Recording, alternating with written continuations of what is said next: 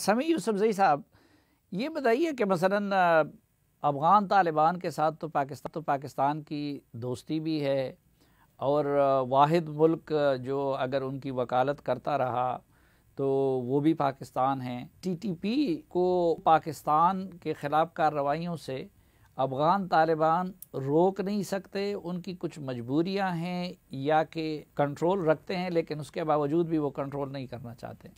कई वजूहत है। पहले तो यह है कि टीटीपी के जो जो लोग हैं वो तालिबान को अपने अमीर मानते हैं। दूसरा ये है कि बहुत बुरी हालातों में कबायली अजला में टीटीपी के साथ तालिबान रहे, हकानी उनके साथ रहा, उनको शेल्टर दे रहा था, उनको सपोर्ट दे रहा था, उनके साथ अफगानिस्तान में जाकर इत्तेहादिया अफवाज और करज़ई के खिलाफ लड़ रहे थे। तीसरा ये उनका एक भाईचारा है।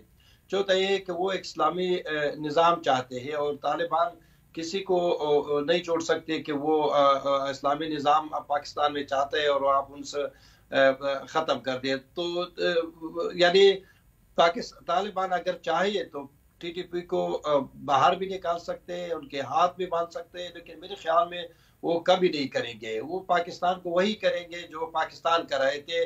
पाकिस्तान इंटरनेशनल कम्युनिटी को कह रहे थे कि हम तालिबान के खिलाफ अगर ऑपरेशन करें, यहाँ पर इंटरनल एक एक मजहबी ग्रुप्स का, मजहबी पार्टियों का एक रिएक्शन होगा, मिलिटेंट का रिएक्शन होगा।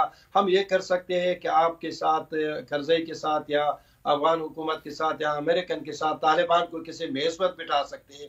अब वही चीज पर तालिबान दोहरा रहे हैं कि हम टीटीपी के खिलाफ तो कुछ नहीं कर सकते, लेकिन हम ये कर सकते हैं कि आपके साथ अच्छे होटल में ठहराए, आपके साथ मुज़ाकरात करें, जिस तरह उन्होंने कर दिया। जो तालिबान ने जो पाकिस्तानी जो हिस्ट्री रिपीट की, अब वही हिस्ट्री तालिबान पाकिस्तान के ऊपर अप्लाई कर रही है।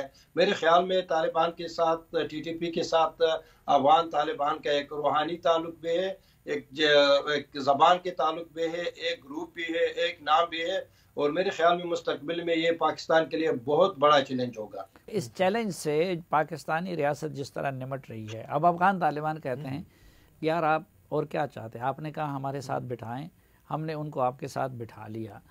तो अफ़गानिस्तान में तालिबान की हुकूमत आने के बाद पाकिस्तानी हुकूमत और रियासत ने जिस तरीके से उनको हैंडल किया, तो वो तरीका ठीक था? और हल क्या है?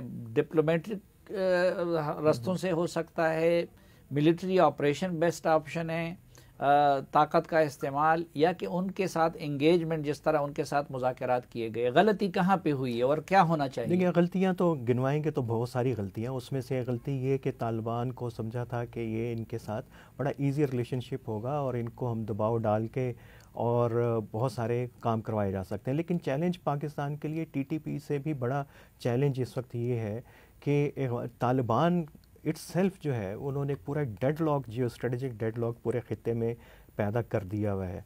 अब उस डेडलॉक को कैसे ख़त्म किया है? सेंट्रल एशिया की बहुत सारी तवक्कुआत थी कि तालिबान आने के बाद, चाइना की तवक्कुआत थी, पाकिस्तान की थी, और पाकिस्तान का था कि ये पूरा इंडिया को हम उससे पूरे गेम से बाहर रखेंगे।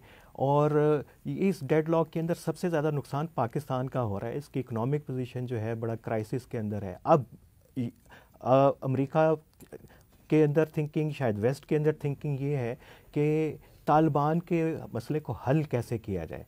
वो समझते हैं कि बजाय इसके कि रेजिस्टेंस फ्रंट को सपोर्ट करने के, इस मरतबा पाकिस्तान की रियासत की मदद की जाए। क्या ये पाकिस्तान कर सकेगा?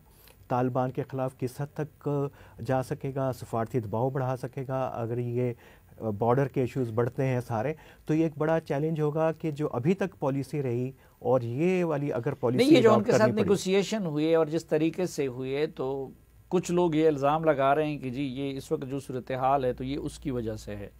कुछ तो कहते हैं कि नहीं, उसकी वजह से तो हालात अभी तक कुछ काबू में रहे। तो आप क्या समझते हैं कि उसके बाद पाकिस्तानी हुकूमत की जो हैंडलिंग थी, मुज़ाकरात जिस तरीके से किए, तो वो ठीक था? देखिए, शुरू के अंदर तो लग रहा था कि ठीक है, लेकिन कि मुज़ाकरात होंगे, शायद सीज़ फायर हो जाएगा। लेकिन चूँकि उधर भी कोई इस तरह की नीयत नहीं थी कि जाके हमने अपने आप को सरेंडर कर देना है, पाकिस्तान की शराइत के ऊपर आ जाना है, बल्कि उधर तो नीयत ये थी कि हमने अपनी शराइत के ऊपर आना है, फ़ाटा का जो स्टेटस है उसको रिवर्स कर देना है और दोबारा से हम असले के साथ आएंगे। तो ये तो रियासत नहीं कर सकती थी। उसमें यहाँ पे गलती हुई कि तालिबान को गारंटर के बजाय उनको वहाँ पे फ्रीक के तौर के पे बैठना चाहिए था, और रियासत को पाकिस्तान की चाहिए था कि उनके साथ बात करें और इनको आप एक जिरगे के असूल की तरह उनको एक मुजरिम के तौर के ऊपर रखते और उनकी वहाँ पे गोशमाली होती और उसके बाद किसी तस्वीर के पर पहुँचते और क्या शराइत थी, ये हो सकता था। और उसका मुतबादिल ये था, और ये यहाँ पे ये समझा जा रहा था कि मुज़ाकरात के नतीजे में अगर टीटीपी वापस ना भी आई तो तालिबान को हम मजबूर कर देंगे कि उनको अपने फोल्ड्स के अंदर ले जाए, अपने अंदर शामिल कर लें। वो भी नहीं हो सका, और उसकी वजह वही है, नज़रियाती वजह है और उनकी आपस में ताल्लुक़ है। और यही वजह है कि एक पूरा ऐसा डायकॉटमिस स्टेट बनती जा रही है अफ़गानिस्तान, जो ईरान से तो किसी हद तक मिलती जुलती है, लेकिन पाकिस्तान के लिए एक तो डिप्लोमेटिक चैलेंज, सियासी चैलेंज, बल्कि रियासत के लिए भी एक चैलेंज है, समाज के लिए भी चैलेंज है। और मुझे तो वो 15 अगस्त के बाद वो सेमिनार नहीं भूलता जब एक रिटायर्ड जनरल ने कहा कि डरें उस वक्त से कि जब तालिबान एक अच्छी गवर्नेंस अफ़गानिस्तान में ले आएँ तो आपके पास उसका जवाब क्या होगा। तो ये जब थिंकिंग है और चैलेंज बहुत ही बड़ा है, इसको अब कैसे डील करेगी रियासत और रियासती इदारे, अभी देख